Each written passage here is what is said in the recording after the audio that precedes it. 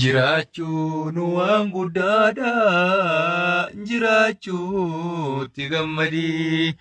Galanni isa hagayoo Haaliqaa samiif ardii.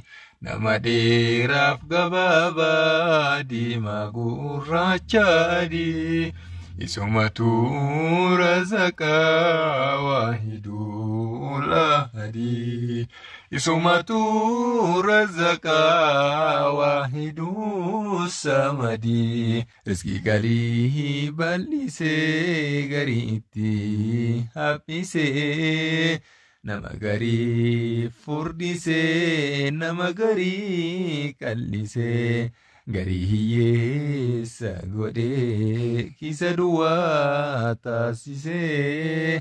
Garii duniyaa itti kennee maallaqaa isa baachisee. Kan dhukkubsataa godhee siree gubbaa ciibsee. Kaanii fayyaa kennee dhibee irraa tiisee. Garii wallaalaa godhee beekumsa jaalaa dhoysee. Garii beekumsa kennee sammuu isaa qaroomsee. Dhabaa fi qabeenyillee beeki hunduu qormaata. Kan qormaata taree kan argatu formaata. Kan qormaata tareedha kan argatu formaata.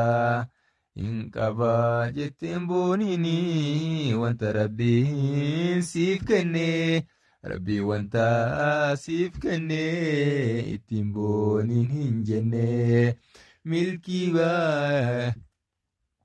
Malkii bareedaa qabaattee akka gaarii jiraattee.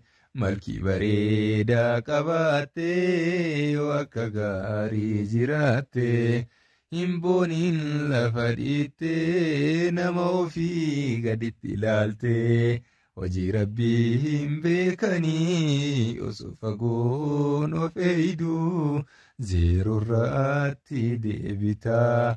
Maaliif waan ofii keetii tolfamtee of fakkeessitaa.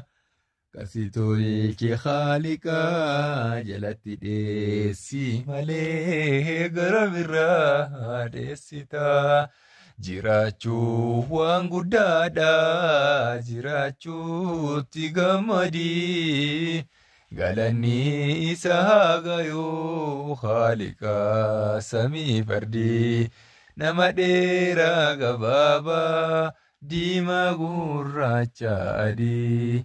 Isumatu qallabaa waahiduu samadii.